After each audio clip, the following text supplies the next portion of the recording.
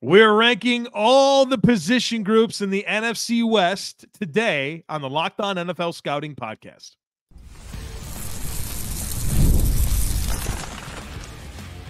You are Locked On NFL Scouting with the Draft Dudes, your daily podcast for NFL and college football scouting. Part of the Locked On Podcast Network, your team every day. What's better than this? It's guys being dudes here on the Locked On NFL Scouting Podcast. We're the Draft Dudes. I'm Joe Marino from Locked On Bills. He's Kyle Crabbs from Locked On Dolphins. And we are your NFL experts here with you daily to talk team building across the league on the Locked On NFL Scouting Podcast with the Draft Dudes, part of the Locked On Podcast Network, your team every day. Want to issue a big thank you, shout out, and welcome to our everydayers. Those of you who make Locked On NFL Scouting your first listen every day, we appreciate y'all being here very, very much. Joseph, hello. Howdy, sir. Happy How's Friday. Happy Friday to you. It's the second one of these that we are doing. Interested to see how it stacks out with the NFC West. Obviously, some big team changes between Arizona's youth movement and the Rams and their respective youth movement, and the coaching staff changes in Seattle with some scheme changes. You have a staple in late season, postseason play in San Francisco. Kind of have some expectations on how it's going to play out, but I'm interested. Let's see how it turns out for us here. Should be fun, man. Certainly everyone's going to agree with everything that we do. And surely nobody's just going to take a screenshot of this and share it on Twitter, because we have this conversation to provide the context. And if you just do a screenshot, you miss all the context. Also, don't spoil the content. So don't do that. If you think it's a great show, my recommendation would be to share the show. Share a link. Share the link. Now, we have a tier maker ready to go. For those of you who are watching on YouTube, if you're not watching on YouTube, don't worry, because we're going to talk you through it. But we have the 6 position groups that we put the players into buckets in. Quarterback, skill players in its entirety, the offensive line, the defensive line, including edge players, linebackers, and secondary. This is not equally valued position groups when we do the total roster scoring, but these are the primary buckets in which we put as subcategories as far as scoring your rosters to be able to encapsulate the DNA of your team. And we are going to start with quarterbacks here, as every football conversation seemingly does, and outline how we rank the 4 quarterback rooms in the NFC West. Joseph, are you ready? Yeah. And what's interesting is everything else is kind of pre-done except for quarterback. So we have to hash this out. I would say for me at number 1 is the Los Angeles Rams. I think Matthew Stafford's the best quarterback in this division. And I also think if you do want to factor in the depth, I think that they take the cake there as well, having Jimmy Garoppolo as the backup quarterback. So for me, it's the Rams with Matthew Stafford. Yeah, I think there's more than one player in this division that's a backup quarterback that's classified as adequate depth as a backup player, but the playing experience of Jimmy Garoppolo speaks for itself, and I'm inclined to agree with you. When you take the full body of work, this is not a long-term forecast, so obviously this is for the 2024 season. Matthew Stafford, we're assuming, is going to be healthy, and if that is the case, I am inclined to agree with you, and that's why we have the Rams up first on the tier maker. Best quarterback in the division, best backup quarterback in the division. It's a nice 1-2 punch to make sure you finish first in the quarterbacks. Yeah. So number 2 would be Brock Purdy and the San Francisco 49ers. Yes, because that is the other player that finished in a bucket above when we scored these 4 quarterbacks from putting them in the tiers of cornerstones and quality starters and adequate starters. I think we have some questions with the ceiling of both Geno and Kyler. Brock, with the sample size that he has done. Now, I think it's fair to say he's not as physically gifted as of either of those 2 players, but this is also an encapsulation of what you are within the structure and the system that you have around you. So whether you want to have this debate, which really becomes a moot point, in my opinion, at a certain point about whether Brock Purdy's a system quarterback or not. He's in the system that works for him, and that makes him a quality starting quarterback in the NFL. Correct. No question. Yep. Third, a weird intersection, man. It's a weird dynamic with, I know there's a lot of people that I have a lot of respect for that are over the moon with Geno Smith. I have some more questions. You and I got into some of the red zone stuff with Geno. Sub 50% completion percentage inside the 20. 41%. 41%. Yeah. But then you have Kyler, who missed half the year, and getting to see him in this system and getting a feel for it. There was obviously ups and downs and him coming back from the knee injury. I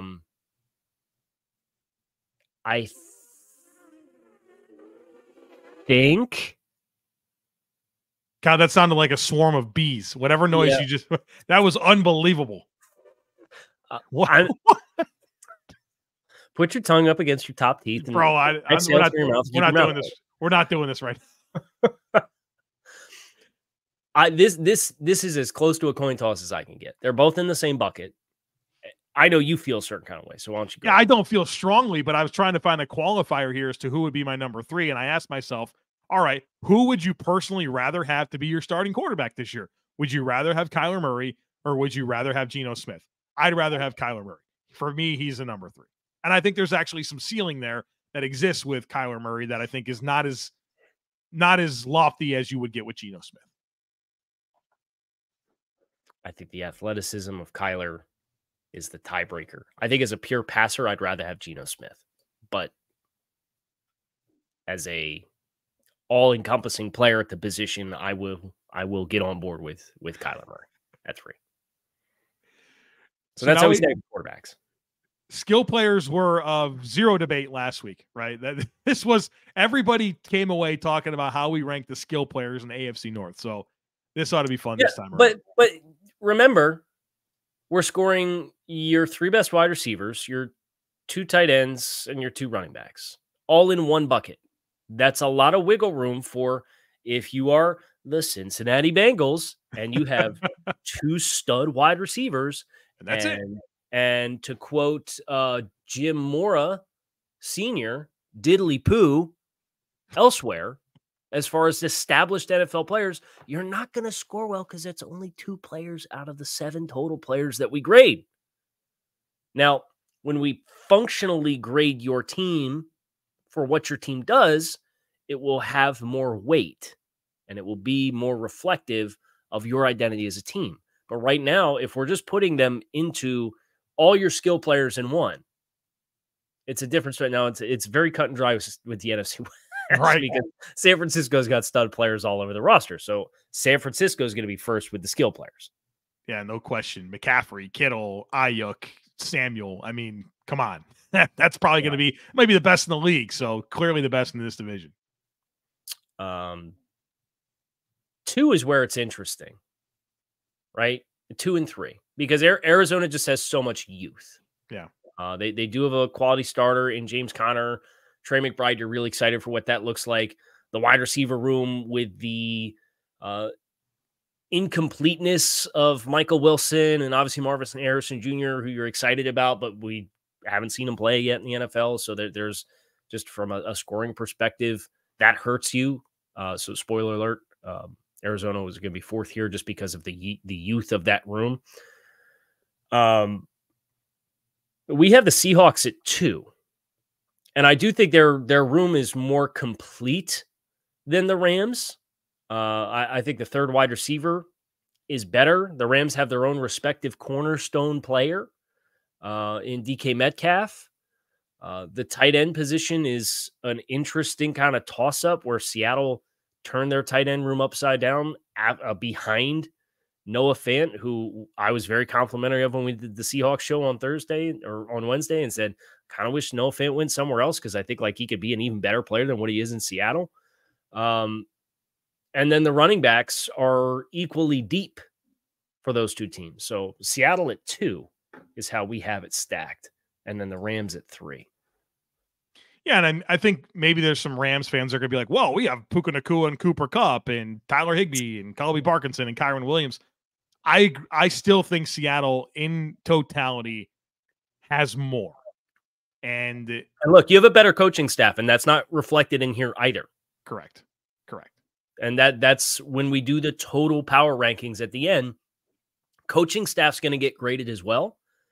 And that was something for the Rams that really drove them up. And I remember we did the playoff predictors and the schedule predictions, and then we did the coaching and added it in. And do you remember us kind of like waffling, be like, I don't know, I could maybe kind of see it for the Rams just because of the coaching staff. Yeah. Like, so yes, you have quality players. It's very close. It probably comes down to the depth of Seattle's is just a little bit better because they've invested more early assets in it. Yep. All right, we are going to focus in on the trenches, O-line and D-line coming up, so be sure to stick with us. Passion, drive, and patience, what brings home the winning trophy, is also what keeps your ride or die alive. eBay Motors has everything you need to maintain your vehicle and level it up to peak performance. From superchargers, roof racks, exhaust kits, LED headlights, and more, whether you're into speed, power, or style, eBay Motors has got you covered. With over 122 million parts for your number one ride or die, you'll always find exactly what you're looking for. And with eBay Guaranteed Fit, your part is guaranteed to fit your ride every time or your money back. Because with eBay Motors, you're burning rubber and not cash. With all the parts you need at the prices you want, it's easy to turn your car into the MVP and bring home that win. So keep your ride or die alive at ebaymotors.com. Eligible items only. Exclusions apply. eBay Guaranteed Fit only available to U.S. customers.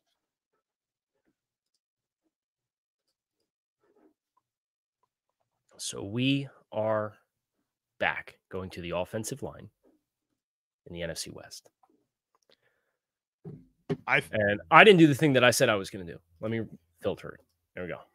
Go ahead. So the best offensive line in the NFC West, I think this is pretty comfortable in terms of the scoring. It's the Los Angeles Rams. Obviously, they've invested heavily here, and so you'd expect it to kind of rank well, but with what this middle three can be in Dotson, Avila, and Jackson, and what Alaric Jackson proved at left tackle last year with an absolute stalwart at right tackle and Rob Havenstein, this is certainly the group that from left to right feels the most complete, and I think there's a lot of ceiling to unlock with it as well. If you're a Rams fan, you got to be excited about this offensive line, especially that middle three. Yeah, I think the phrase that you used or the word that you used there that stands out the most is complete, right? And I know we've kind of expressed some of the enthusiasm that we have for some of the other offensive lines in this division, but the Rams from left to right, you feel really good about the whole unit, and then there's some depth and competition behind it as well. So that's kind of the tiebreaker that pushes them out in front of the San Francisco 49ers, who are the second-rated offensive line in this division for us, in a close margin. But you got a guy like Trent Williams, it kind of gives you a little extra wiggle room if you have some other questions elsewhere. And sure enough, that's what we see here with the scoring for San Francisco to take the 2 spot in front of Arizona, who you were very quick to mention on Thursday, Joe, the success that they had running the football.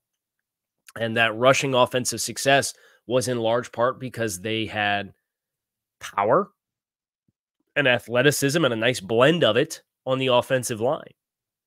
And Seattle, it's just too new, right?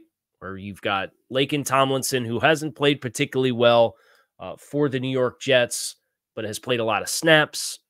You got a question at right tackle with the health and consistency of Abe Lucas. You got a nice swing tackle in George Fant behind it. But you got total unknown at center with Owalatimi. You got a total unknown with a rookie at right guard. And that all, when you just add up how we score the players based on their buckets, Seattle just too much unknown right now. I think that's why they're reflected where they are in the grades. I think there's the good news with Seattle is there is a lot of ceiling. I think there's more to unlock with Charles Cross.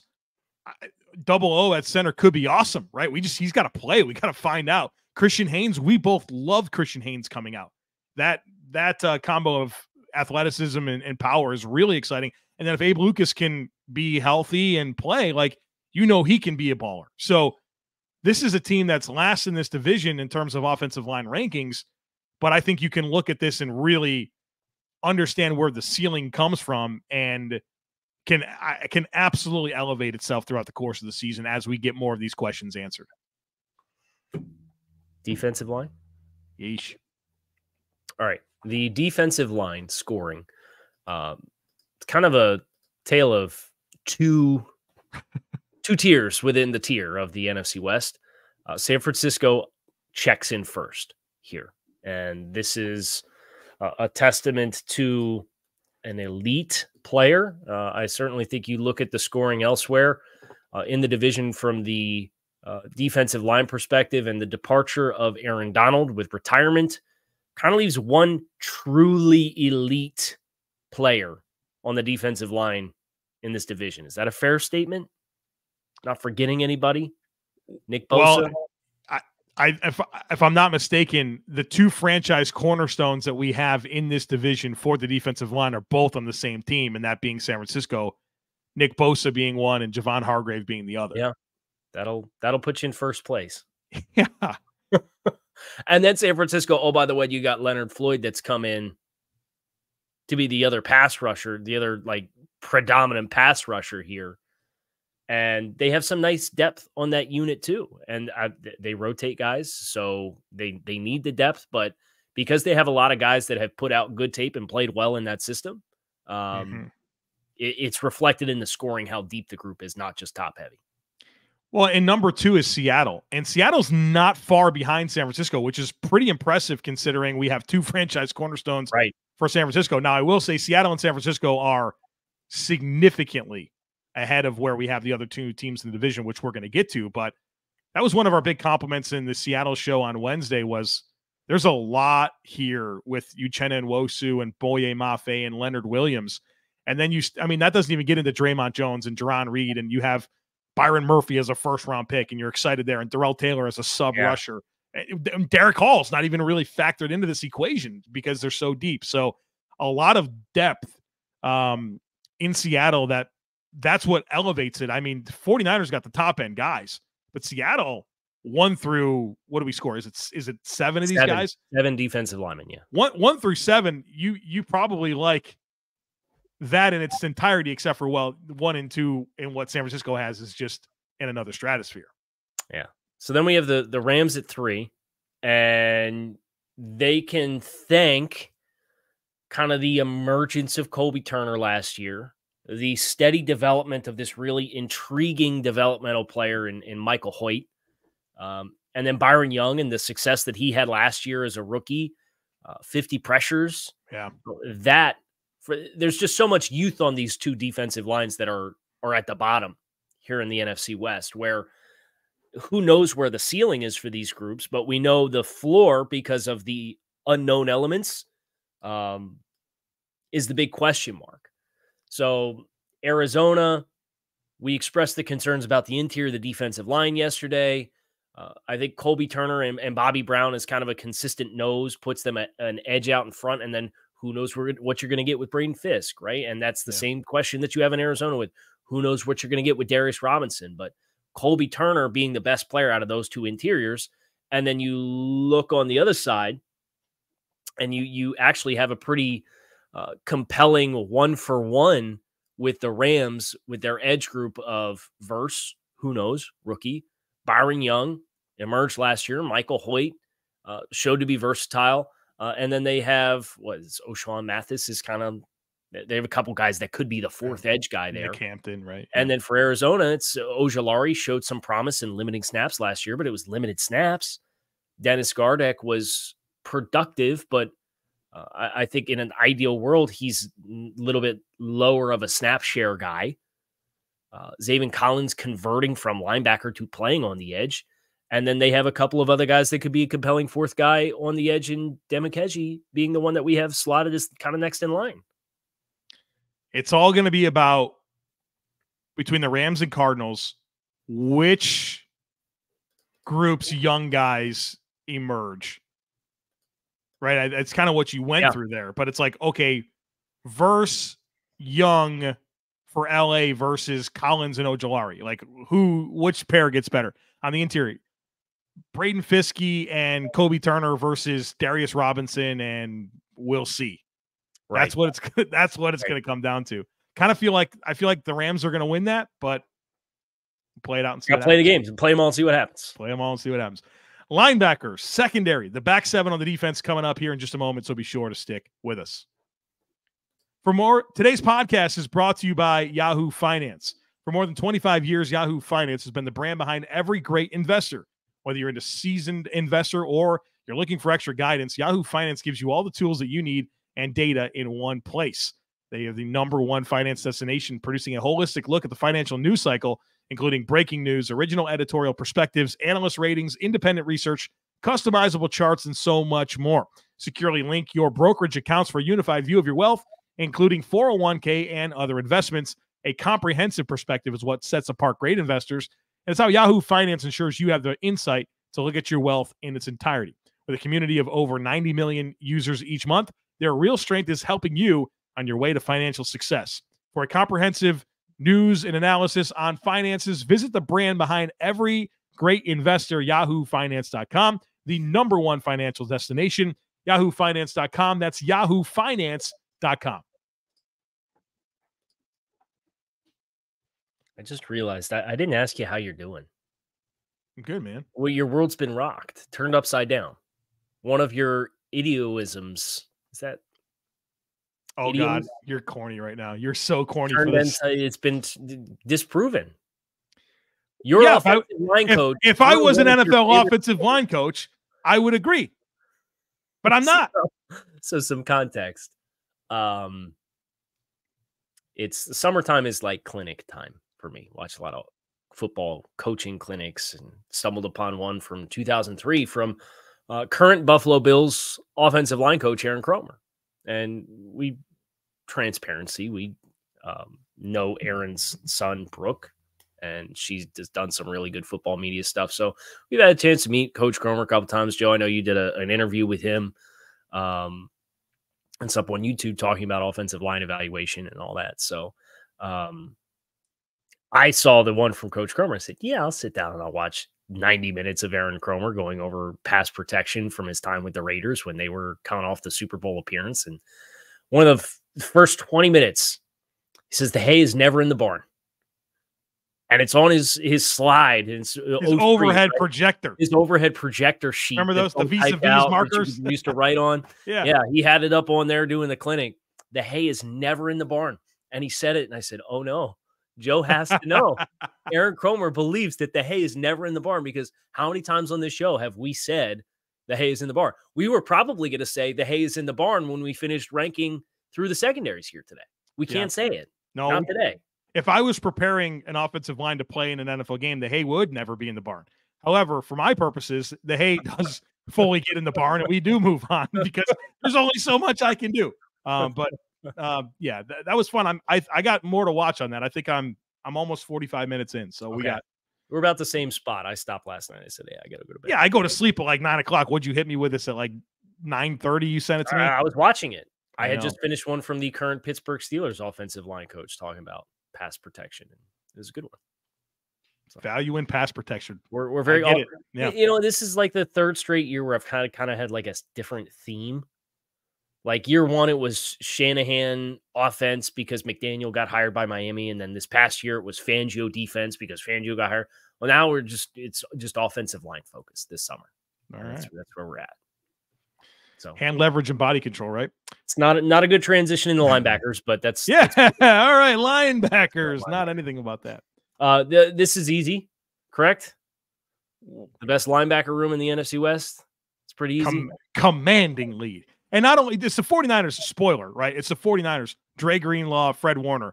But now you also have Devondre Campbell as a third guy, which you're going to need until Greenlaw gets back. But right.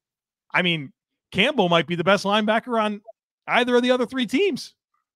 That's probably a fair statement. Right. That's probably a fair statement because for the Cardinals, it's Kaiser White.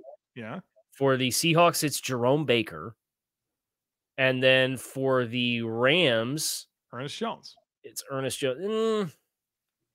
I think Ernest might take him, but it's at least a conversation worth having that the third linebacker for the 49ers would be the best linebacker for any other team in the division. Correct.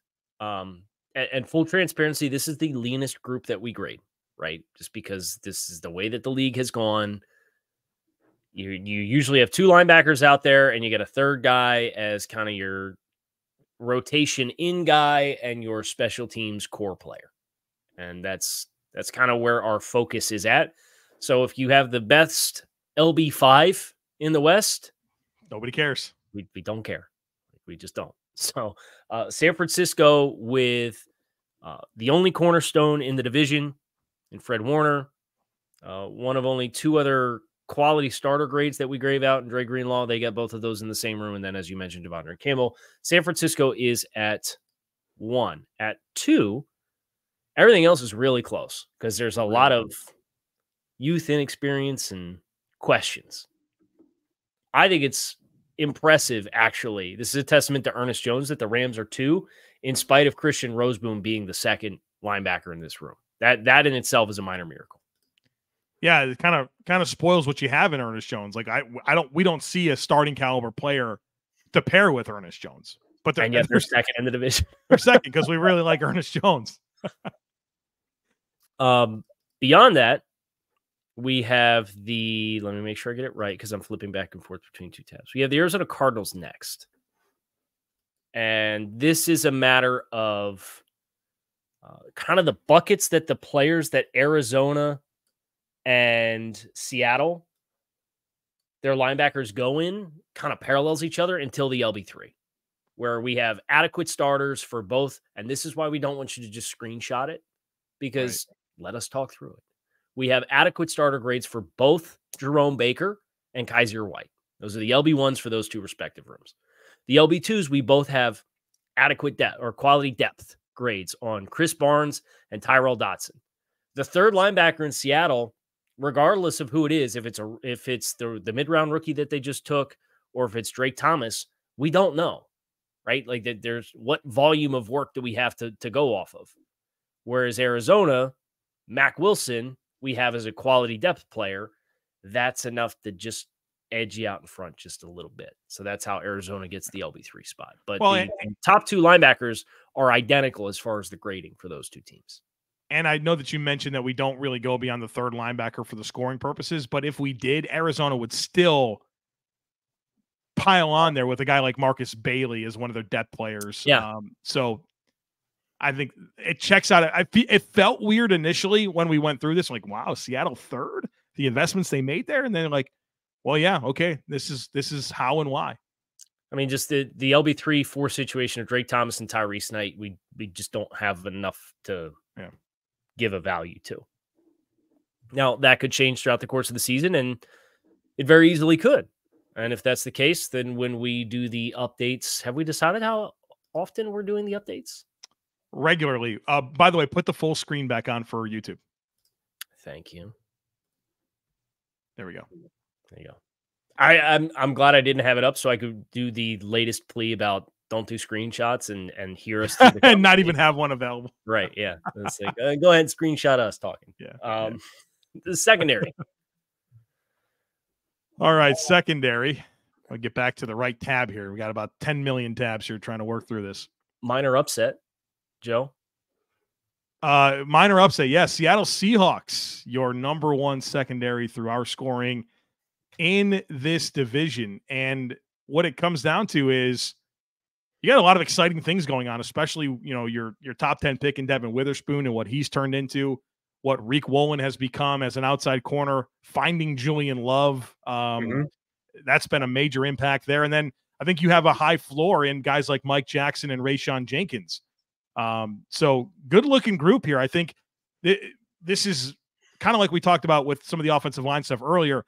This is the group where you look at everything they have in the terms of the starters, the 5 starters, and you're like, yeah, I don't really have a lot of questions about that. And there's impact starters here in at least 3 of those 5 spots. So well done here, Seattle. And then coming in at number 2 is the San Francisco 49ers. And you alluded to not really having any questions for Seattle. And you contrast that versus San Francisco, the CB2 spot. Is it Renardo Green as a rookie? How well does he play? You have Talanoa Hufanga coming back off of an injury last season. You have a change with a starting safety with Jair Brown that's stepping in for Tashawn Gibson, who'd been a consistent starter for you the past 2 seasons. Javaris Ward's the next best corner in this division, right? So that's where San Francisco can hang their hat, is they have a cornerstone player in Talanoa Hufanga, and they have the second best graded corner in this division. I guess technically tied for first with Riq Woolen. Yeah, same bucket. Same bucket.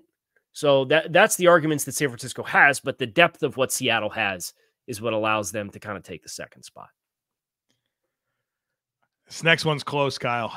3 and 4. So the way that it stacks is Arizona's 3 and the Rams is 4. And maybe there's some sticker shock there. Here's the deal with the Rams.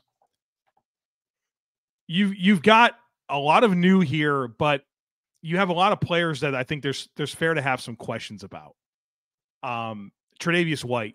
If you think that Tre'Davious White is what he was 3 years ago, you hadn't paid attention in the last 3 years. Is he capable of being a franchise cornerstone? Yeah. That's a gamble. Darius Williams, what does he look like coming back without a true dude opposite of him? He's had either Jalen Ramsey or Tyson Campbell across from him. Mm-hmm. Cam Curl, sufficient. I didn't realize Darius Williams is 31. Yeah, he's 31. Quentin Lake looks like a nice nickel. Russ Yeast, kind of a high floor. Not sure there's a lot of ceiling there. And you contrast that to Arizona, and they have their own questions, but they have a franchise cornerstone in Budda Baker. They have a quality starter in Jalen Thompson. And so we have all of the players in Los Angeles' starting secondary graded as a sufficient level starter. But for Arizona, we have a franchise cornerstone and a quality starter, which pushes them above to go with Sean Murphy Bunting, who's also a sufficient level starter. If we were going to split corners and safeties, the Cardinals would have the better safety room, and the Rams. Did I get that right? The Cardinals would have the better safety room, and the Rams would have the better cornerback room. Yeah, and it's not close, but we put all of it in. And it's the same thing as last week when we did skill players, and Cincinnati didn't score. Everybody thought they would because they had Jamar Chase and T. Higgins, right? And it's the entire embodiment of the group.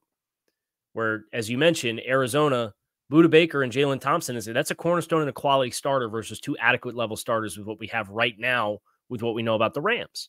Yeah. But then for the Cardinals corners, you have Murphy Bunting. Okay. Adequate level starter. Is he going to play outside? Is he even good outside? I think he's probably better in the nickel, but then you got Garrett Williams. You got a rookie in Max Melton, and then your fourth corner is probably a rookie in Elijah Jones versus Trey White, Darius Williams, Quentin Lake, Darion Kendrick. The Rams have a better cornerback room. But the entirety of the secondary, the value of the quality starter and the cornerstone, when you add it all together, is why in the slimmest of margins, the Cardinals do finish ahead of the Rams. Bada bing. Hayes in the barn. Or is it? Are you going to spend the rest of the weekend studying the NFC West more? Or no, I'm going to study more of this offensive line clinic from Coach. So the hay is in the barn, Aaron Cromer. West for the NFC West. That is going to do it for us. We hope you guys enjoyed this look into the NFC West and the tiering of the talent. We are out of here. Have we decided what AFC division we're doing next week? We'll talk about it after. It'll either be the South or the West. Yeah, South or the West. Okay, Southwest, like the airline, Southwest. Yeah. But only one. Yeah. So you have to come back on Monday and find out. That's going to do it for us. Kyle Crabbs, Joe Marino. You can find us on YouTube, wherever you listen to your favorite podcast. Make it a great rest of your day. We are out of here.